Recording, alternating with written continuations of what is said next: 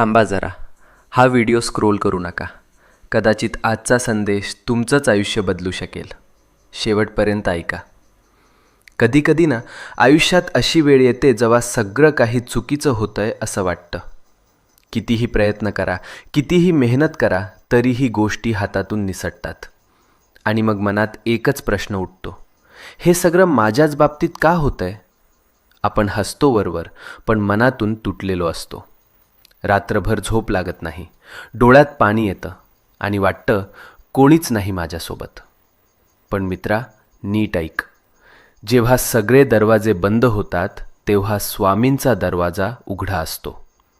ही वेळ तुझी शिक्षा नाही, ही वेळ तुझी परीक्षा आहे.